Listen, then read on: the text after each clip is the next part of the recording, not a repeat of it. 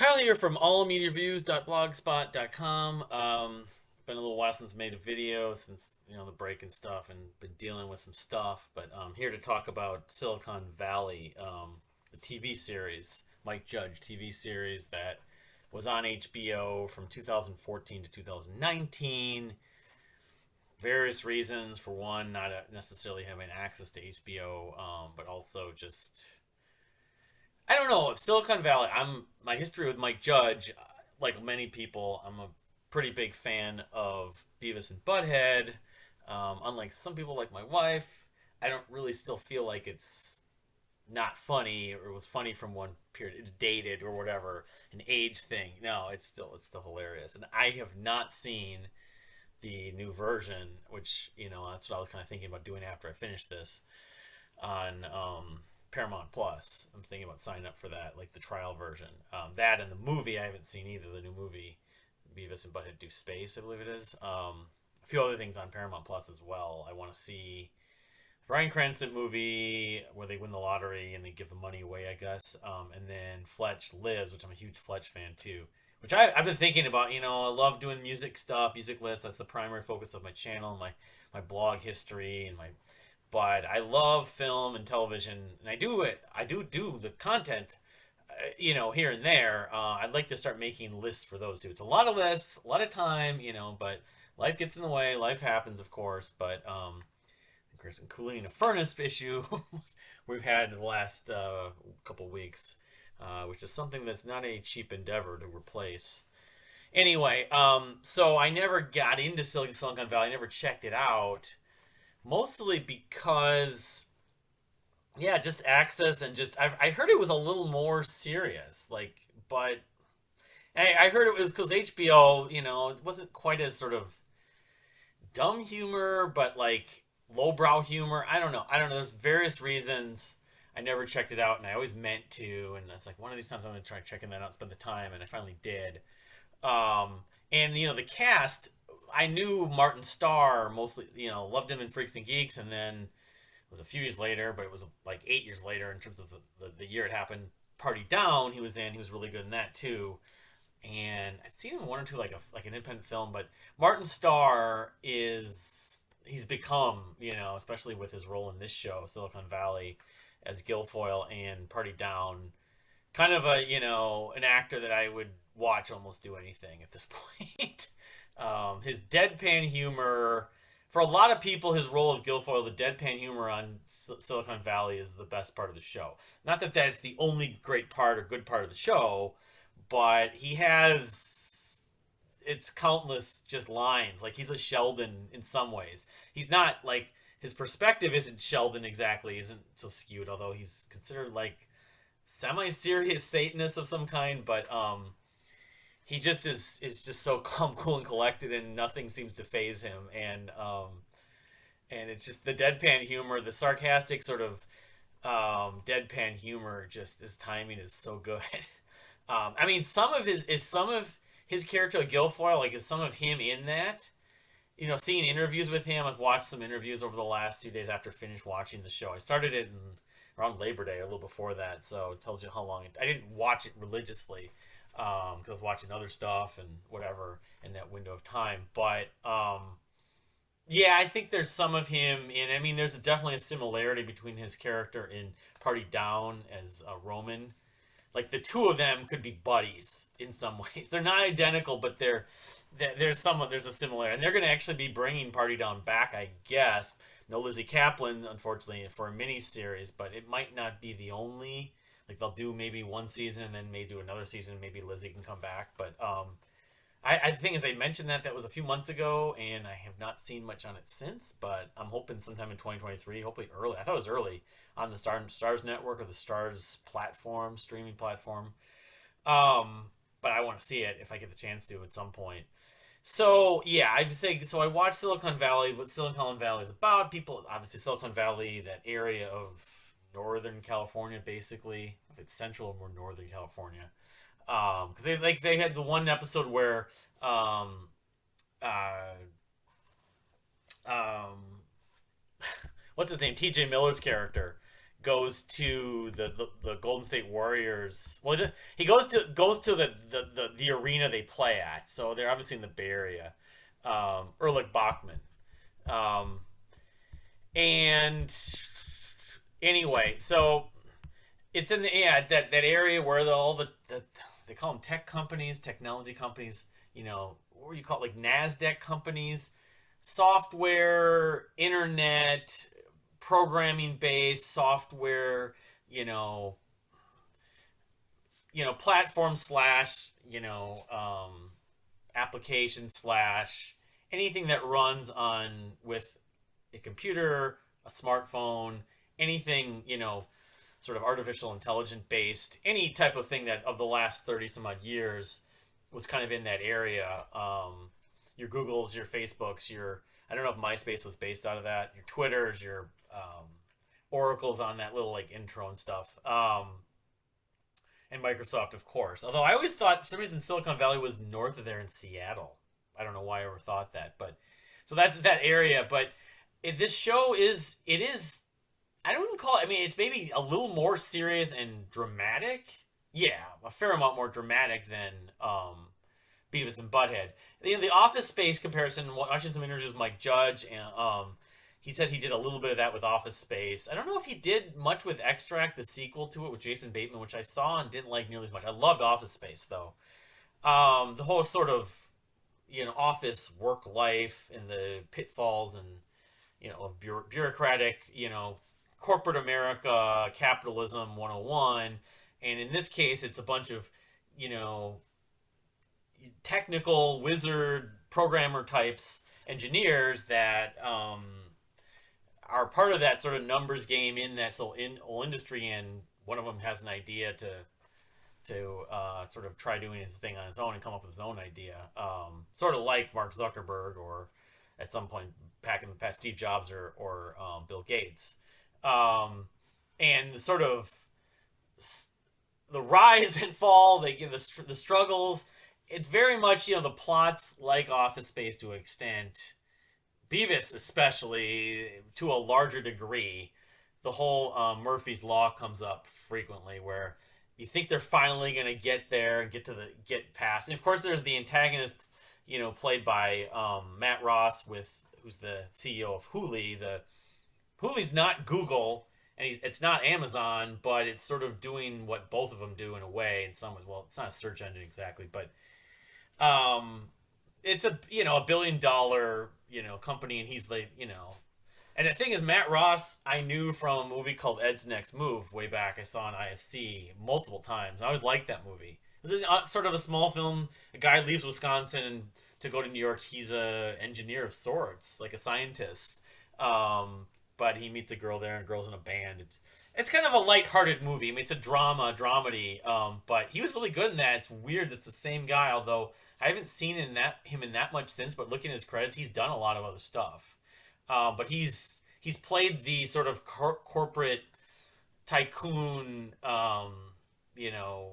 antagonist isn't maybe the best word. The CEO that everyone loves to hate, or the guy with all the money who you love to hate, the blood-sucking lawyer, whatever, not the lawyer, but he's played that kind of archetype before. I guess he wrote and directed the Viggo Mortensen movie Captain Fantastic too, so he's had his share of success where he's done things. The other thing is he looked, especially when he was younger, a lot like Conan O'Brien. And I saw this commented on like the IMDb message boards, somewhere else at one point.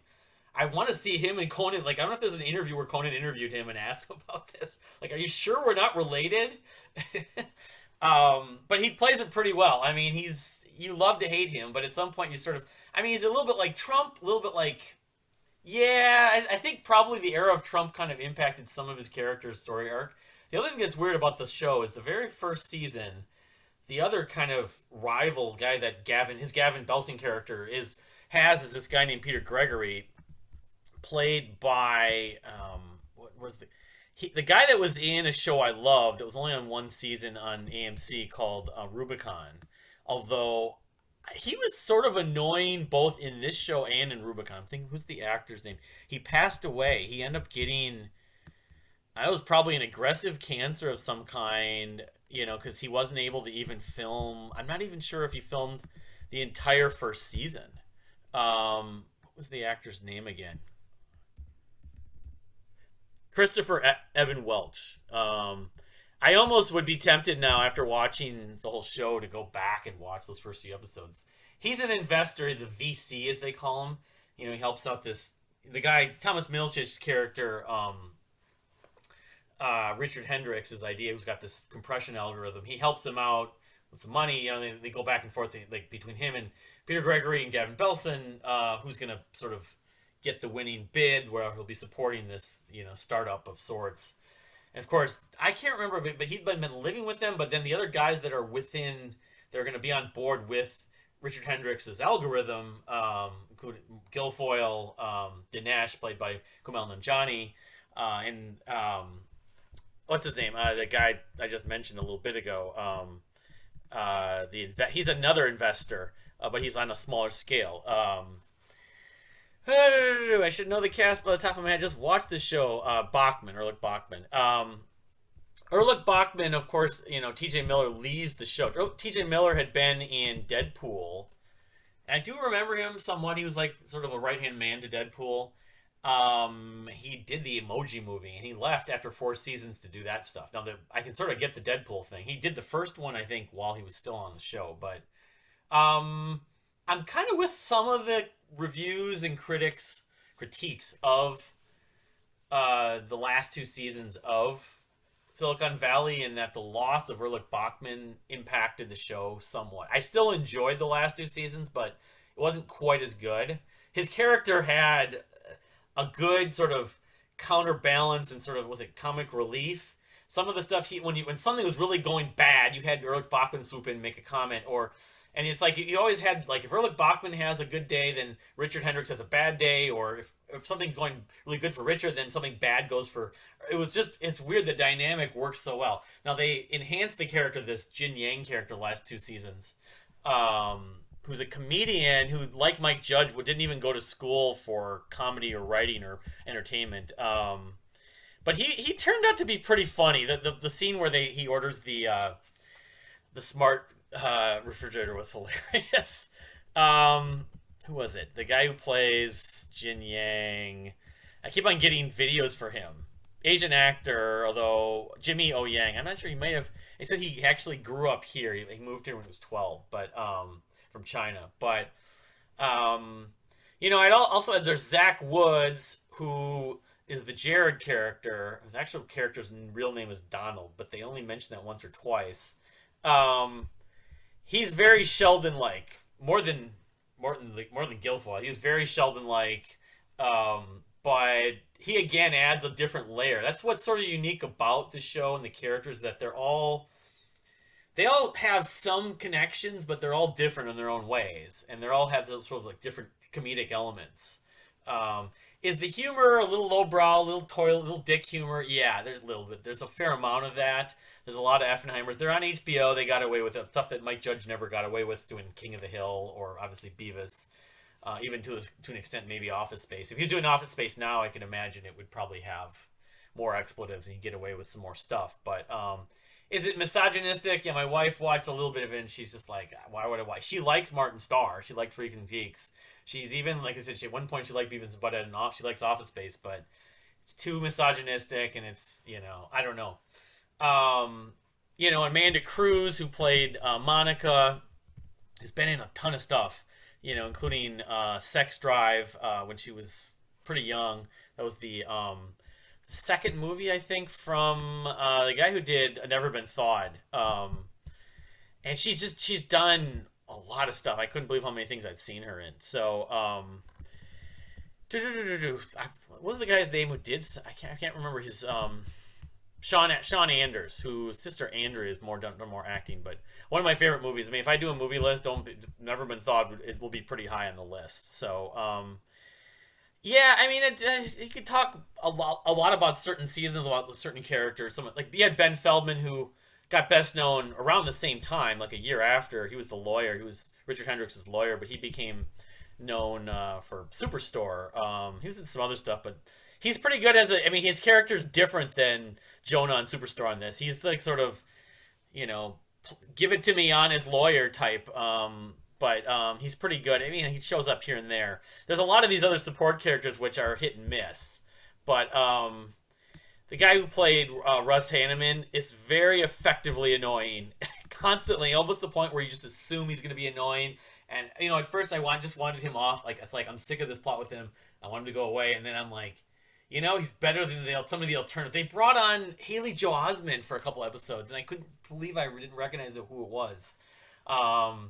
Every one of these little plots where you think they get an investor or something like that, A, B, and C go wrong. But it would be boring if everything worked out perfectly, of course. Yeah,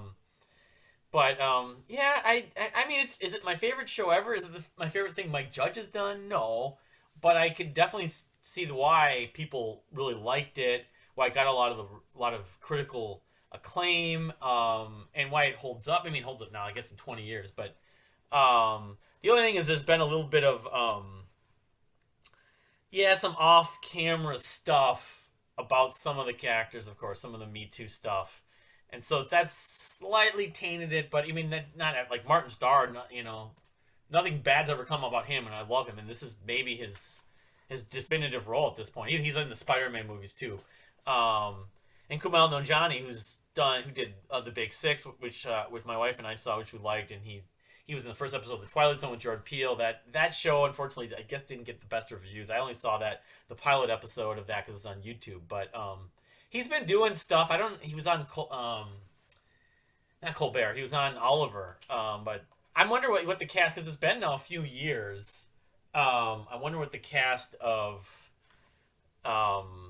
this show is doing. A lot of them are doing now. I mean, I don't know about Thomas Milched. Thomas Milched, other than he did Be Positive, but that was a sitcom that was on CBS that lasted 2 seasons.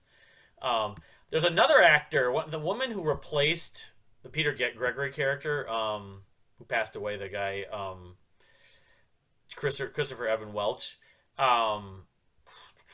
Suzanne Cryer. She played this sort of very unemotional role, similar to Peter Gregory's character. She was on, among other things, Two Guys and Girls, a Pizza Place with Trailer Howard, who went on to Monk. Nathan Fillion, of course, went on to Firefly and Castle, and now The Rookie. And it also had Ryan Reynolds, the biggest name, of course, on Deadpool. So it's sort of the T.J. Miller, Suzanne Cryer connection, 2 degrees of separation. There's a lot of connections with some of the cast that were on this show, even some of the smaller guest appearances. There's just a lot. I mean, this show, it had a lot of people I knew, and then a lot of people that went on to other things. But I'm just not quite sure. Oh, Josh Brenner, I forgot him, or Brett. He actually was on The Big Bang Theory. He plays Big Head, which is his character. I sort of loved and hated. Just deadpan humor in a way, but unemotional. Do you want $10 million? Okay. Always carrying the big gulp soda and stuff like that. I forgot he was on The Big Bang Theory, playing the assistant to Stewart in the comic book store a couple times. And he's wearing glasses, but he's played a similar kind of aloof character, Leonard comes in to return something, and he's like, I don't do returns, I don't know how to do those. Those are really hard. And he's laughing at him. It's sort of happy-go-lucky, but he I don't know, I think he's done other things with some people in the cast here. I don't know if it's Mike Judge or Thomas Milched. And he actually was a graduate of Harvard, or he went to Harvard, so he's actually the most academic among all of them. But that's what I was kind of getting at with this show. It aired, kind of went toward the end of, or to the middle to the end of Big Bang Theory's end, and it reminds me a lot of the Big Bang Theory. There's one panel discussion I saw, they compared it to Hackers, and there's a few other things that it kind of reminds me of, but it's like the Big Bang Theory, but very with less of a filter, and very more misogynistic, or more not misogynistic, more male humor, more humor you can get away with. They couldn't get away with on the Big Bang Theory. And that's the thing, is Big Bang Theory the last 2 or 3 years wasn't as easy to watch. My wife and I didn't really even watch it much the last season, as much as we loved it. It was the best show on television for many years, between that and Psych. But it went 6 seasons, so I mean, I think it kind of, especially with T.J. Miller leaving the cast, it wasn't going to be on for that much longer. So it probably ended, when it could. Or best, it was good that it didn't hang around. Most HBO shows don't hang around for too long, unlike a lot of the other network shows. Someone was saying they could do like a prequel with some of the characters, like Jared maybe, and we saw his background that last at the series finale is kind of weird. They didn't really. The company was got to go live, and the company called Pied Piper, and a bunch of rats show up. That tail of the Pied Piper, getting the rats to come get out of the town and stuff like that. But then it's 10 years later, and they didn't really succeed because the Doomsday kind of thing, and like they didn't make a reference. I was surprised to Terminator, but the sort of what do they call that? Not D-Day. Anyway, the machine's taking over, and giving the launch codes out and everything. But I think they could have done a little more. That where every character ends up. Richard ends up working for Gavin or with Gavin at the university, getting a job, and Big Head's the president, which is totally unrealistic, of course. Um, but and then you have Dinesh and Guilfoyle working for a security company. They're not wealthy, but they're sort of just getting by, normal career. But Jared ends up helping out the elderly. That was, I could see that, but his back that little prequel thing they showed, or talking about, yeah, not prequel, but when they show him meeting his parents, that was very flub. Like his parents didn't care. The third kid was a problem. Then they had another third kid, which was good, but they didn't care the fact they put him up for us, and he wasn't affected that much by it. Like he wouldn't be pissed off at these people. Because at one point Jared's character he seemed all like cool, calm, and collected, and very like polite and proper, and he dressed well and always was well groomed, and everything was very referenced scientifically, historically. He had a lot of facts and a lot of advice, but he like his motivations changed the last 2 seasons. I think part of it was when you know what TJ Miller left the show. His character wasn't on the show. That I think that you had to have other characters change a little bit. Bachman, I keep on forgetting his name anyway. I think that was part of it, but I don't know if a prequel for him would make sense. A prequel for like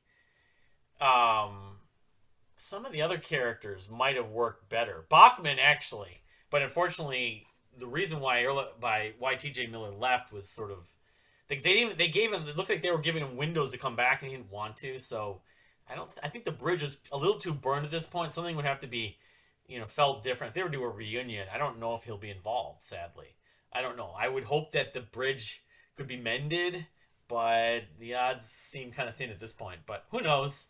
Because his character had invested in other companies, and how did he get to have the money where he even had that house and was affording, the incubator, even though he was supposed to be charging Jin Yang rent and everything, but so the others didn't pay it either. But anyway, so that's my take on Silicon Valley. What I'm watching next, I started watching Man in the High Castle the same exact day or week as Silicon Valley, so I think I'm going to go on it. That's the Philip K. Dick movie story that's adapted to a TV series where the Nazis won in World War II and America's divided, half Japanese, half German controlled in the 1950s, I think it is, mid 50s, something like that. Anyway, I watched the pilot episode, enjoyed it, and I meant to kind of go back, and it's just case like last year with Cobra Kai and The Expanse and like Sense8, I kind of got sucked into one more than the other, and because Silicon Valley, they were just shorter episodes, so it was easy. But yeah, that, and then I think I may return to 12 Monkeys. I know there's a Night Court update with John Larroquette. I think I mentioned that, and Melissa Rauch coming on. I mentioned that in one of the last blogs. But I think there's some other television coming out, but I think I may focus on those one or two shows. And then, in 3 to 6 months, I'll do reviews on them, of course. But thank you for watching. Please subscribe if you haven't subscribed, and I'll see you next time.